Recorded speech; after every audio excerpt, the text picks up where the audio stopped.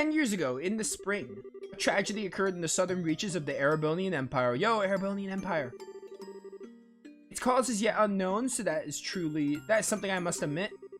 The Empire used that event as a pretext for the invasion of Liberl. So began the sad times that would become known as the 100 Days War. Yeah, we've heard of the 100 Days War a couple of times. Like, it's been name dropped more than anything. Just as the Empire made its declaration of war, a massive military force breached the Hacking Gate. In what seemed like scant movements, all of Liberl became occupied territory save for Grand Cell. It's said that the invasion force... This image reminds me of Valkyria Chronicles. It is said that the invasion force was 3 times the size of the entire royal army. The reinforcements from Calvar were too late to stop their advance. It was but a matter of time before Grand Cell 2 would fall. But 2 months after the outbreak of hostilities, the war changed in a way that none could have imagined. Patrol airships had just been developed and were used to recapture Liberal's checkpoints, severing the Imperial Army's communications. The Royal Army then set about recapturing the major regions one by one using ships launched by Leiston Fortress. Zeiss, Rouen, Beauce, Roland. With their supply lines severed, the Erebonian forces occupying each region were swiftly crushed.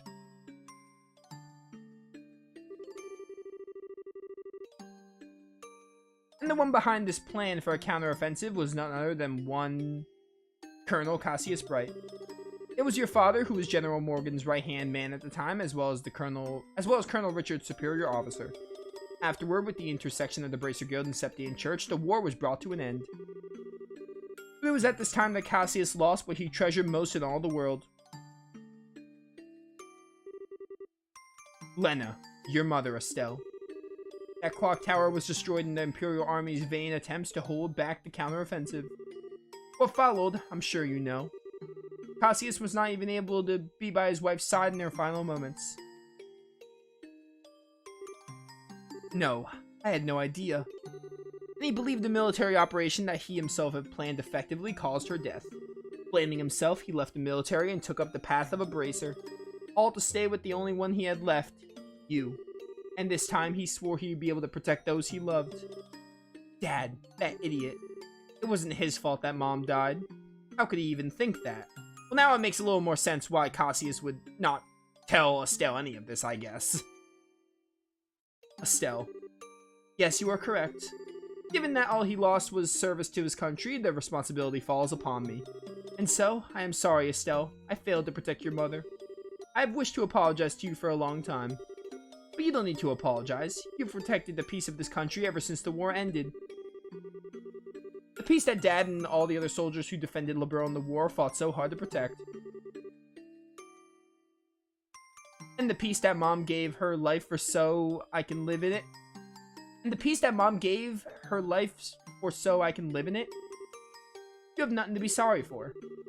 The song is really like, it really hits you in the feels. It hits the emotion really well. Especially this moment. The music in Trails is just amazing, it turns out.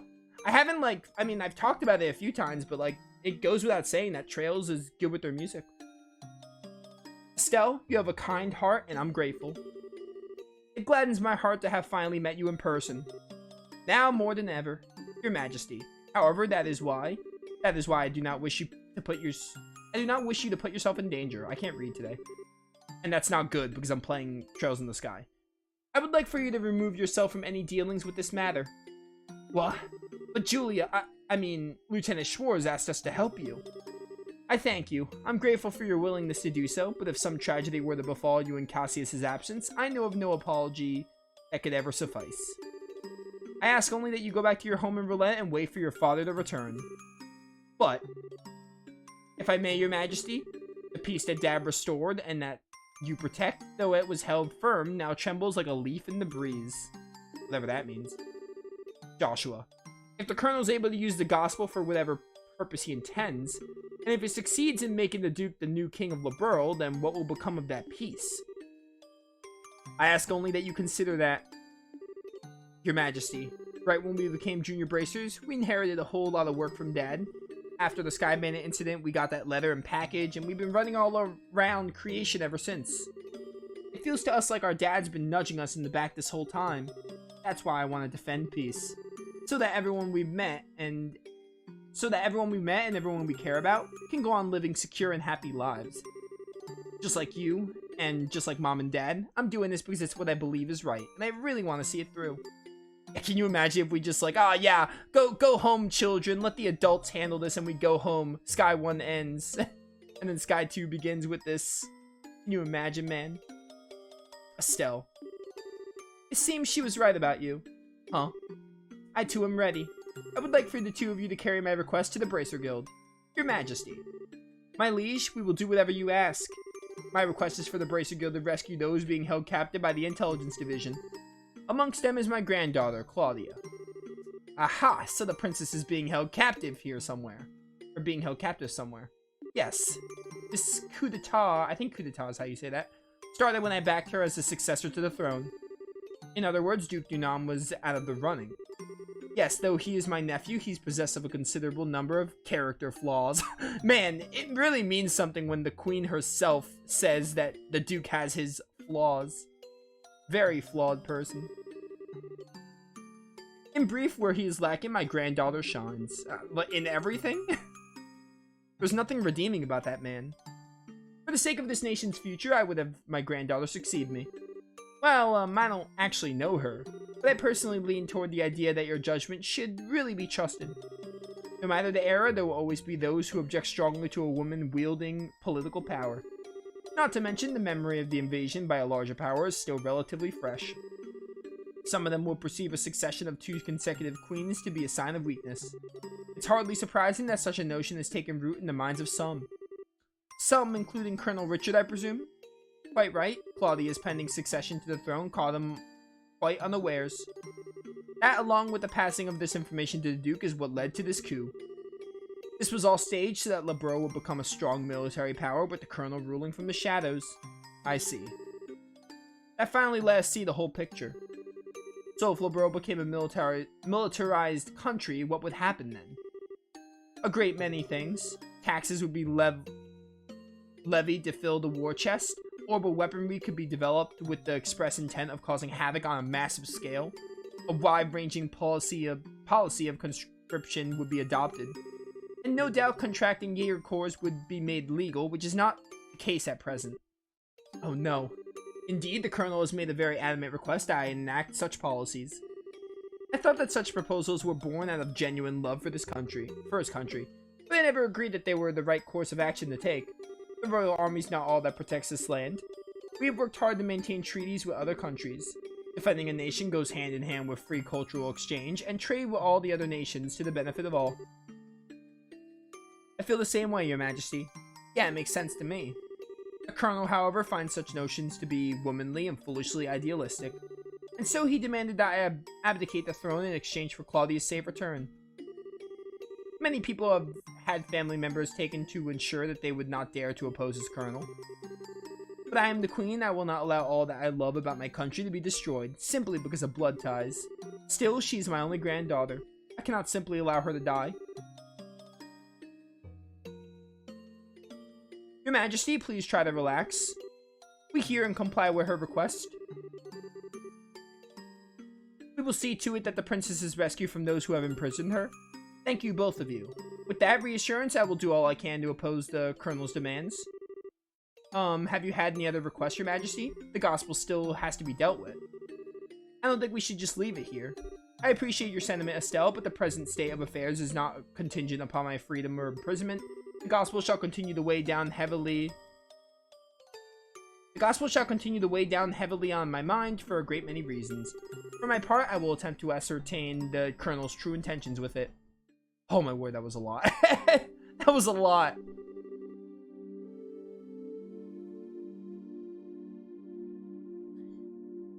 Quick question. Do you know who the granddaughter is? I mean, it's Princess Claudia, but like, do you mean like her identity?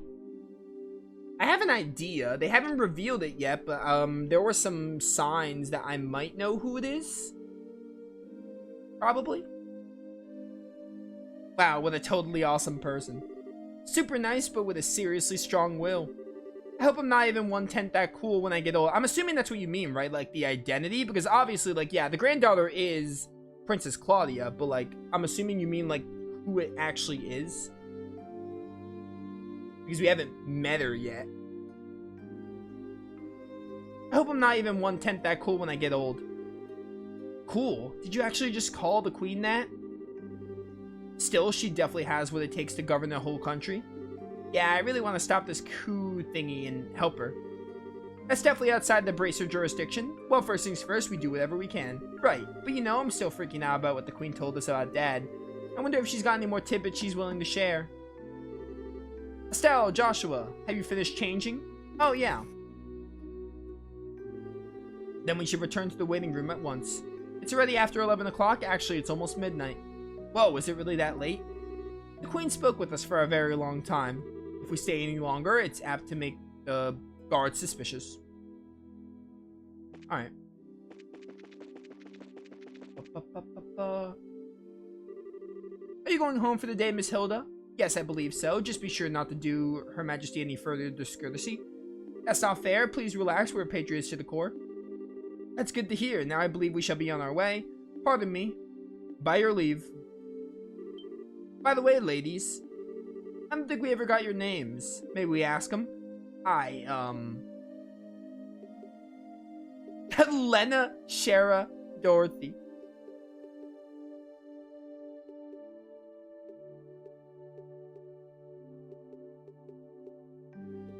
Yeah, I'm Lena. Why isn't that a lovely name? It has a pleasant ring to it. Thank you very much. How about you, miss? You may call me Karen. Karen, you say? It's a very pretty name. You're too kind, sir. I'm rather fond of it myself. Are you now? Alright, we're with the Special Ops, my name is. I think that's just about enough. I sense an ulterior motive at work. No, I mean at least not from us. Oh, please be safe on your way home.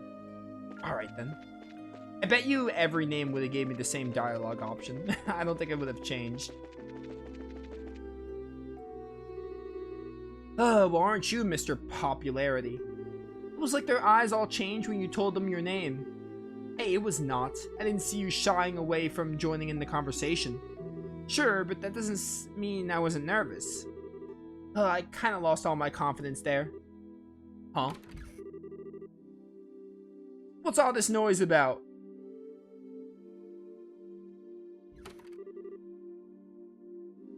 Oh, Duke Dunan.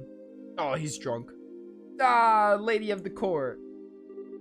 Hey, you maids. You don't look familiar. These two are of the new hires who I'm instructing. This is Lena, and that's Karen. They're still quite inexperienced, so I'm giving them some extra training time.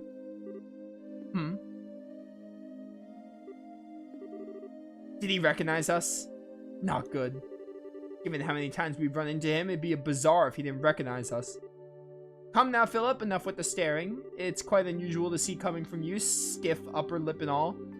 Please pardon my rudeness. You look much like my niece. My eyes were playing tricks on me, it seems. I'm dreadfully sorry for the discourtesy. It's no bother. Please don't concern yourself. You know, now that I stop and look, I must say you both look quite lovely. You with the brown hair, you have a very healthy, clean look to you. Ugh. As for you, I personally think you look best with that raven hair of yours even longer. I'm honored. Ah, yes. Lena, was it not? You shall attend to me this evening. Your Grace. I don't want to serve him tea. I don't think tea is what he wants served. Your Grace, your flirtations, while flattering, are best saved for another time and place. All the maids in the castle work directly in service to Her Majesty, Queen Alicia. I trust you've not forgotten that. I know. Some folks simply can't appreciate a joke. The castle will be mine in a week's time anyway. We could set aside time for some fun then. I hate this dude. He's not even a dude, he's a scumbag. Your Grace, please no more of this. I don't mind when you drink to excess, but you know how your libido gets in such instances.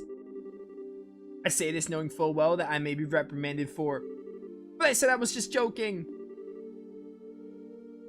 Enough, I'm going to bed. As you wish, Your Grace. Your room is right over there.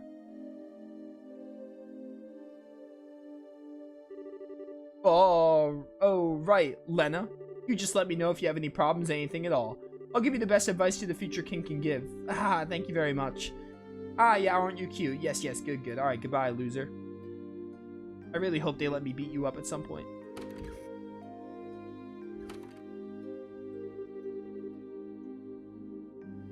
I apologize unreservedly for all the fuss. His Grace will likely remember nothing of this come the morning. Please set your minds at ease. I should certainly hope so. I'm truly sorry, Madam and young Misses. I beg your pardon, but I must take my leave.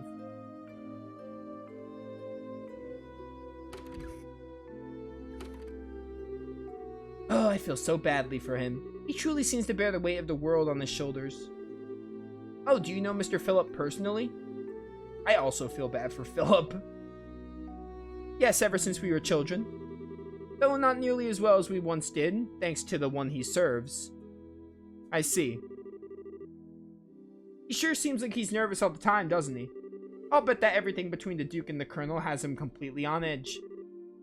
Probably, yeah. By the way, what was that you were saying earlier about being the popular one? The Duke certainly seemed awfully fond of you. Oh, please, I'd like to keep my food in my stomach, thank you. Oh, right, back to before. I feel like I'm missing something. Why would the Duke want tea so late? Well, you see...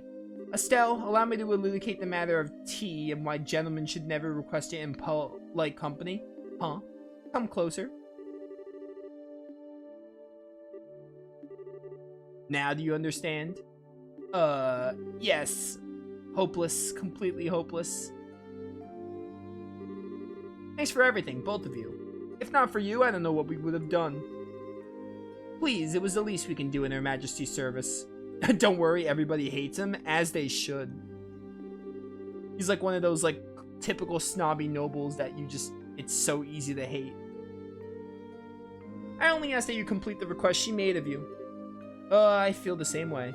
I beg of you to do everything in your power to save the princess. Oh, are you one of her royal retainers? Yes, I regret that I rarely get the chance to serve her directly.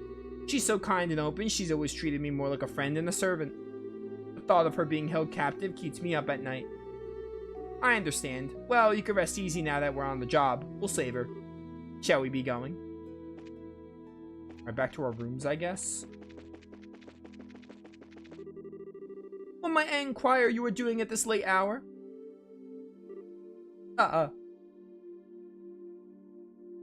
Quick, whack her in the face with the staff. Captain Amalthea. Good evening. I realize that you've been invited here, but don't you think it a bit late for you kids to be out walking around?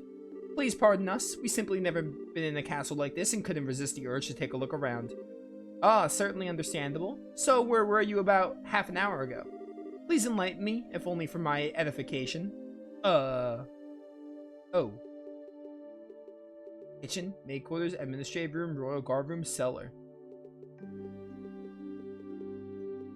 I was in the kitchen.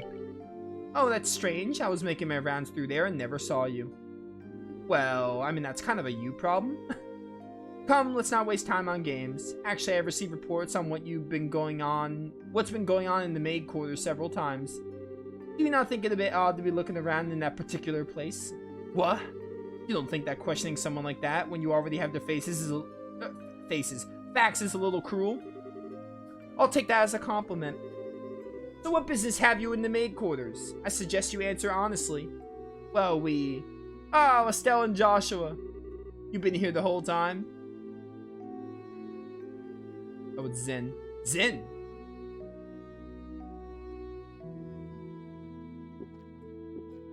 Oh, my word. Is he? Yeah, he's drunk. Whoa, now that's the stuff. You're drunk. Oops, sorry. Hey, if it ain't my gorgeous officer lady. Nice, some luck that we met up again, huh? I suppose. So what's going on? Are my students here causing any trouble? Students? No, it's just that they were in the maid's quarter for a while. I merely wanted to know their business simply as a security precaution. I totally get you. I just sent them off to find some munchies to go with my booze. Hey Joshua, you kids find anything to eat? No, the cooks aren't back yet, I guess. We went to ask the maid if there was any way we can get our hands on something, but no luck. Ah, well, I'll have to do without, I guess. Hey, I just had a great idea. You want to come and join me for a drink? I mean, hey, nothing goes with drinks like a beautiful lady. I'm afraid I'm busy, so I'll have to decline your generous offer.